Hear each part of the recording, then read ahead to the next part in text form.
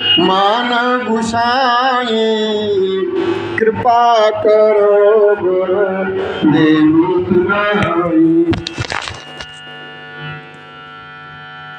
श्री राम जय राम जय जय राम। श्री राम जय राम जय जय राम। श्री राम जय राम जय जय राम। श्री राम जय राम जय जय राम। हाँ भैया, आप सभी लोग प्रभु श्री राम जी की कथा को श्रवण करेंगे। और कथा में इस समय किष्किंधा कांड से चल रहा है। और किष्किंधा कांड में प्रसंग जो है जब वो ये चल रहा है कि जब प्रभु श्री राम जी वहां पहुंचे हैं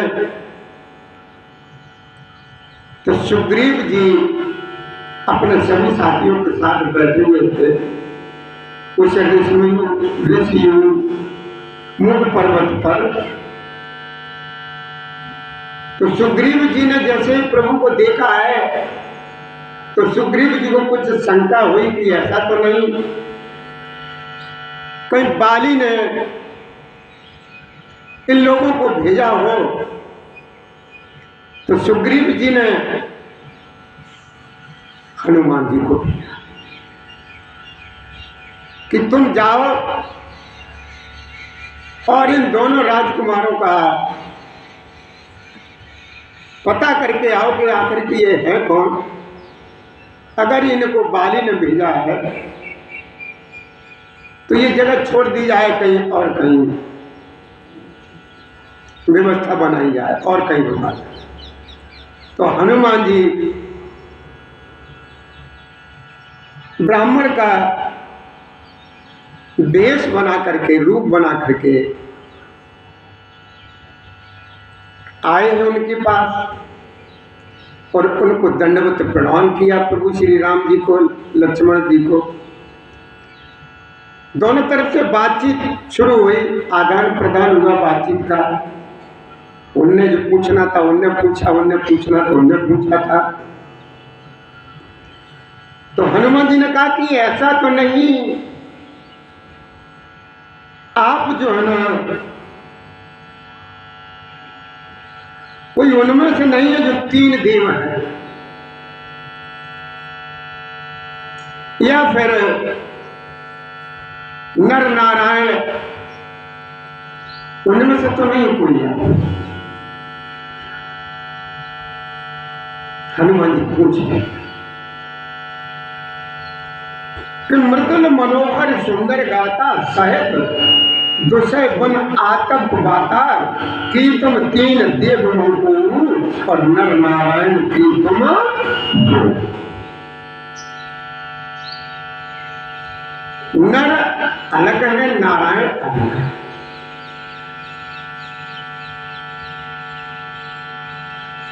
ऐसा है। तो नारद जी मुकरम बजरंगबली जी पूछ रहे हैं आकर कि तुम हो कौन, आप अपने परिचय दीजिए। सहायक दुसय बन आतप बाता कि तुम 3 देव में को नर नारायण की तुम 2। और भोलेनाथ भी मैया पार्वती से कहती है कि देखो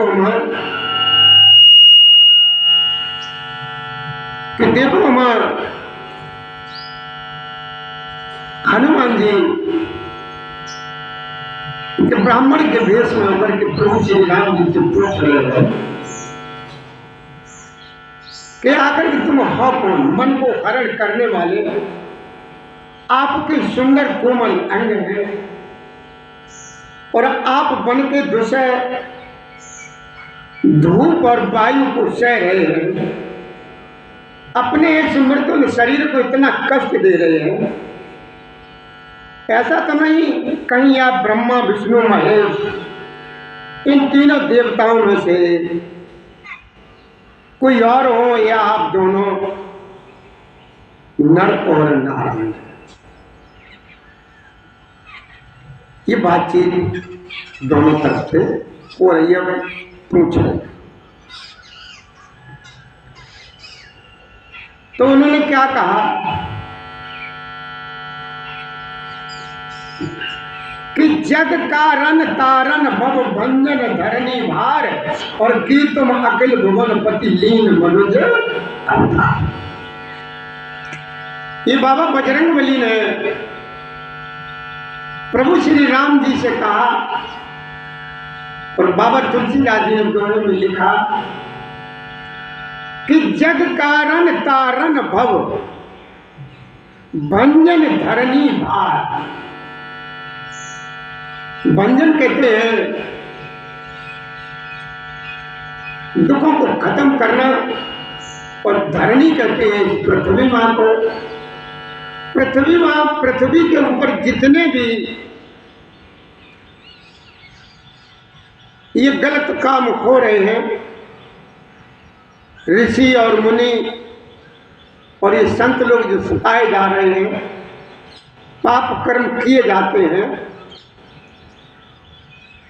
उनका कोई ऐसा तो नहीं इनको सबको तुम खत्म करने वाले यानी पाप मुक्त करने वाले यानी इस पृथ्वी माता भार उतारने वाले तो नहीं है कि इस पृथ्वी का भार उतारने के लिए आपने मनुष्य का रूप धारण किया। देखिए अवतार में और जन्म में बहुत अंतर होता है। कहते ना यार वो अवतारी थे, अवतारी का मतलब कुछ और होता है। और कहते हैं उन्होंने हमारी इस पवित्र धरा पर जन्म लिया है या आए हैं, वो अलग, दोनों के अर्थ अलग है। अवतारी जो होता है, ध्यान से सुनिए, अवतारी जो होता है वो कह करके आता है, वो कह करके आता है कि चलो हम उस समय में, वो अपना समय भी दे देता है और जिस रूप में आता है वो ही बता देता है कि देखो हम उस समय जो है ना आएंगे तो हमारा इंतजार करना, जो अवतारी होता है। और जो जन्म लेता है वो तो ऐसे ही समझे जैसे हम और आप खेती बाड़ी करते हैं, उस खेती बाड़ी में जमीन में बीज फेंक आते हैं, ऐसे उंगली चाहते हैं तो वो बीज अपने आप निकल, यानी अंकुरित होना, ये अपने आप ये जन्म लेना होता है। जैसे जमीन में फेंका हुआ पौधा एक कोई दाना डाल देते हैं तो वृक्ष का रूप ले लेता है, यानी वृक्ष के रूप में जन्म लेता है। और अवतारी जो होता है वो कह करके आता है, जिस तरीके से हमारे प्रभु श्री राम जी मनु और शत्रुपा से कह करके आए थे कि हम तुम्हारे यहाँ जो है ना त्रेता में आएंगे, हम आएंगे और हमारे भार्य आएंगे। तो ये तो अवतारी है। भगवान कृष्ण भी कह करके आए थे। भगवान कृष्ण ने देखिए कहा, कब कहा था, जब हमारे प्रभु श्री राम जी जानकी जी की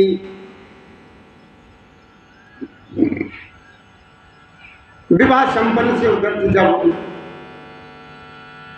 और अपने तीनों बहुओं के सभी लोगों के साथ साथ प्रभु श्री राम जी अपने यहाँ के लिए, अयोध्या के लिए आ रहे थे, तो प्रभु श्री राम जी और जानकी जी की जोड़ी को देख देख करके बहुत सी बहनें और बेटियां यही कहने लगी थी कि कितनी मनोहर जोड़ी है, कितनी सुंदर जोड़ी है।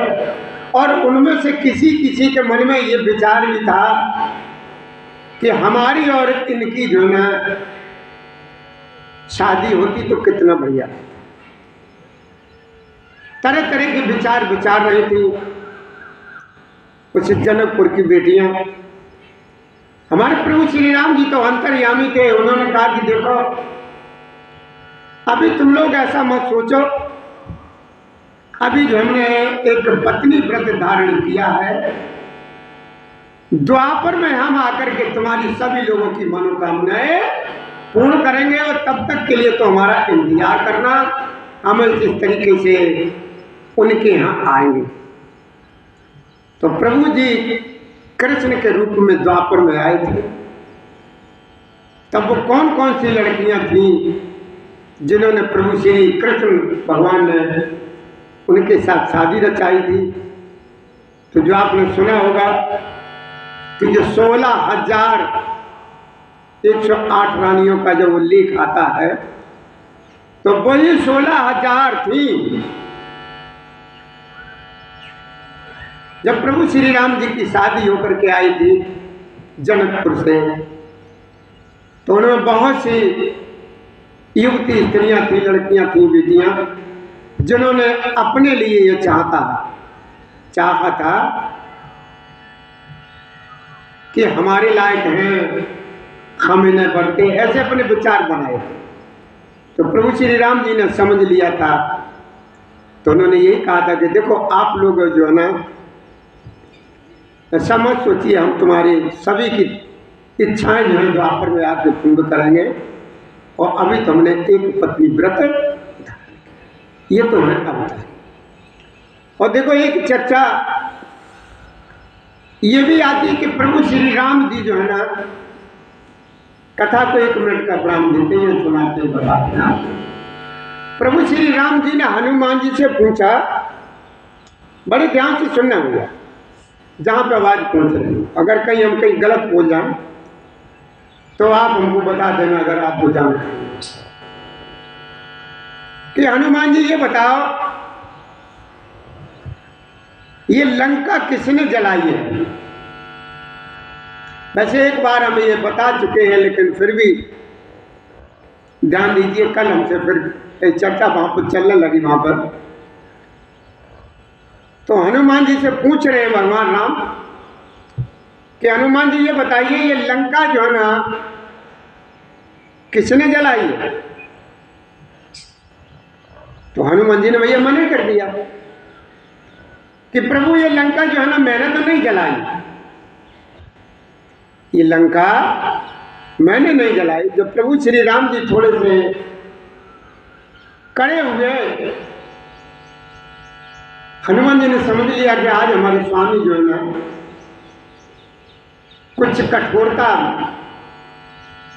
ला रहे हैं। तो हनुमान जी ने कह दिया कि प्रभु ये जो लंका जो है ना हमने नहीं जलाई है, ये लंका आपके पावर ने जलाई।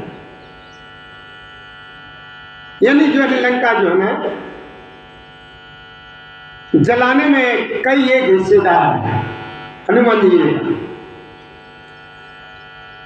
तो राम जी कह रहे हैं कि तुमने तो नहीं जलाई। नहीं नहीं नहीं प्रभु, हमने नहीं जलाई, ये लंका देखिए आपकी पावर ने जलाई, मतलब आपकी ताकत ने जलाई, और सीता जी के संताप ने जलाई,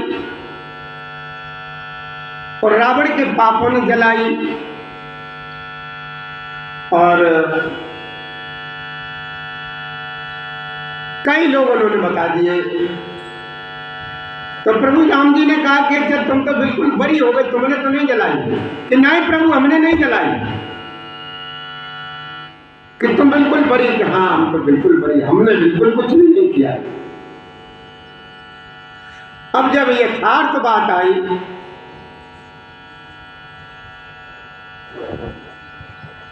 तो देखिए क्या हुआ। ये दशानन जो है, दशानन यानी रावण, 10 ग्रीव, ये हनुमान जी का नहीं शंकर जी का बहुत भक्त है, बहुत चाहता है, बहुत कड़ी मेहनत की और बहुत तप किया भोलेनाथ। ये भोलेनाथ को बहुत चाहता है, हर समय जब देखो तो भोलेनाथ की उसमें लगा रहता है। यहां तक हुआ कि इस रावण ने, 10 ग्रीव ने बाबा भोलेनाथ को अपना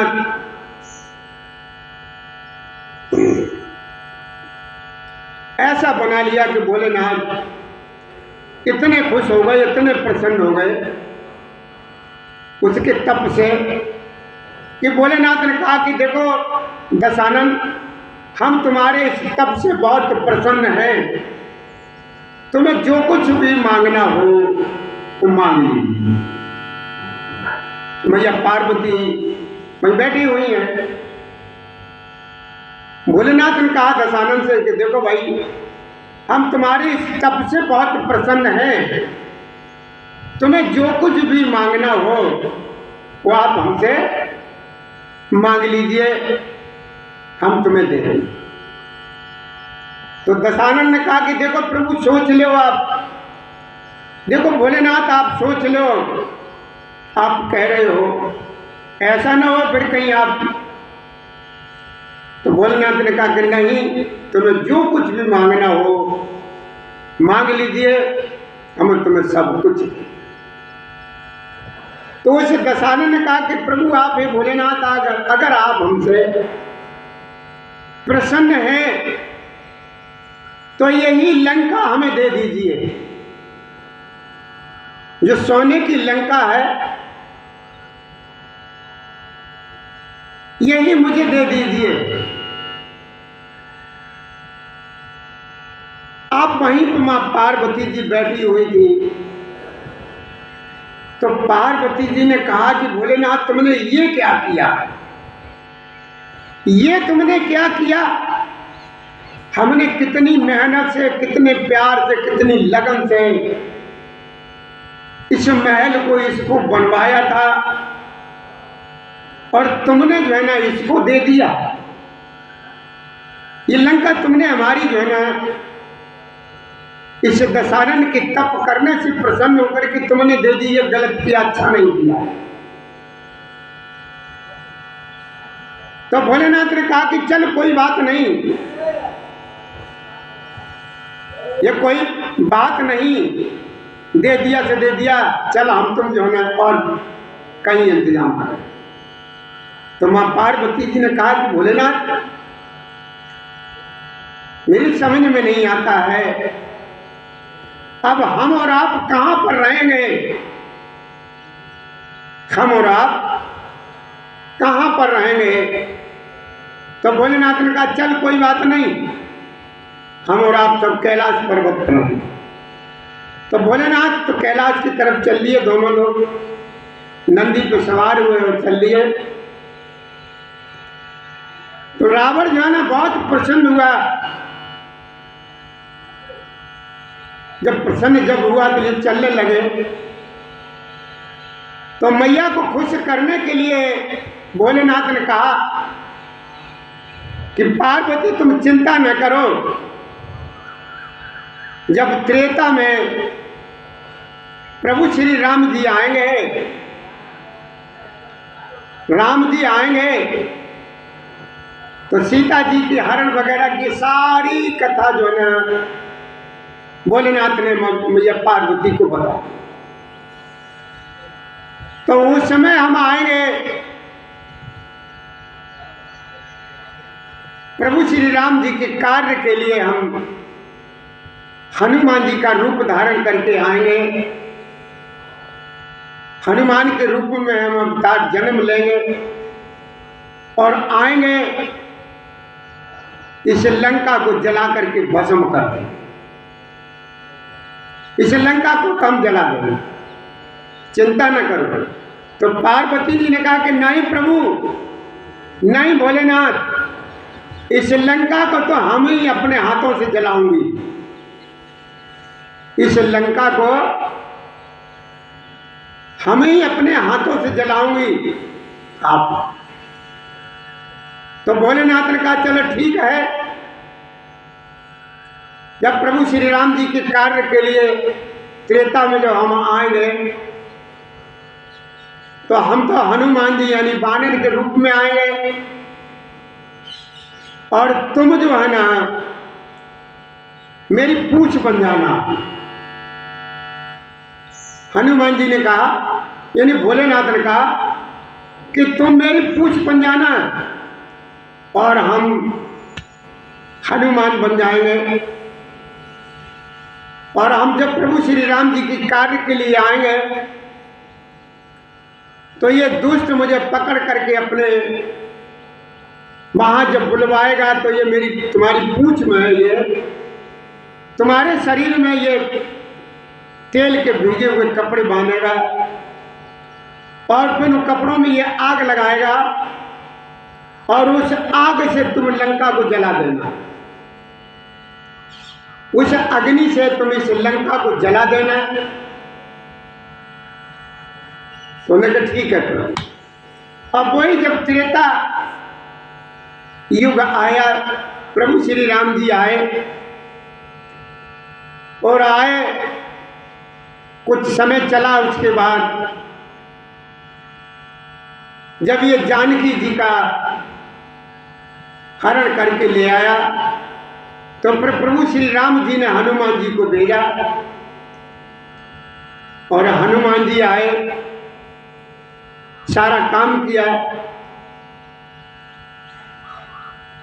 दशानन के अक्षय कुमार के जो नाम का एक लड़का था उसको मारा पीटा, यानी मार भी दिया। वो दशानन के जो पैरोकार थे, जो सैनिक थे, वो हनुमान जी को ले गए पकड़ करके। और देखिए पार्वती जी साथ है हनुमान जी के, पार्वती जी साथ है हनुमान जी के। किस रूप में है? हनुमान जी के पूंछ के रूप में। तो वहां पर ये फैसला हुआ, किसी ने कुछ कहा, किसी ने कुछ कहा, अंत में यही निश्चय हुआ कि इसके पूंछ में जो है ना आग लगा दी जाए कि बानर को सबसे ज्यादा लगाव अपने पूंछ से होता है। बानर को सबसे ज्यादा लगाव अपनी पूंछ से होता है और पूंछ बहुत प्रिय होती बानर को। इसकी पूंछ में आग लगा दो तो सभी लोगों ने बहुत बढ़िया कहा कि बहुत अच्छी है, बहुत अच्छी बात है। तो सारा लंका में जितना कपड़ा था उमा पार्वती को सब कपड़ा दिया गया, यानी लपेटा गया। वो जितना भी लंका में घी तेल जो कुछ भी था सब उन कपड़ों में डाला गया और उसके बाद लंका में आग लगा करके छोड़ दिया। तो हनुमान जी जो है ना इधर छलांग लगाते हैं, उधर छलांग लगाते हैं, और जो मैया पार्वती जो पूंछ के रूप में साथ में थी उन्होंने सारी लंका जला दी। सिर्फ एक घर छूट गया था, सारी लंका जल करके राख हो गई थी। एक घर छूट गया था, वो घर था विभीषण जी का। वो विभीषण जी का घर था और सारी लंका जल करके राख हो गई।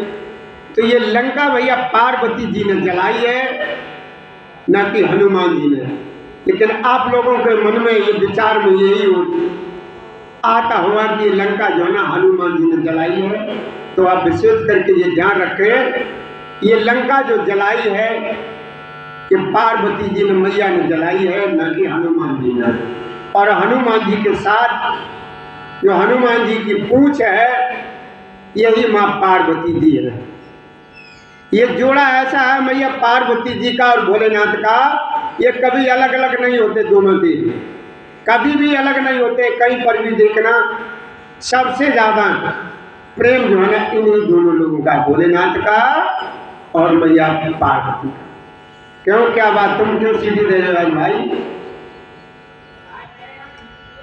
अच्छा जी बात आओ, जय श्री राधे। ये तो गड़बड़ हो गया। चलो कोई बात नहीं।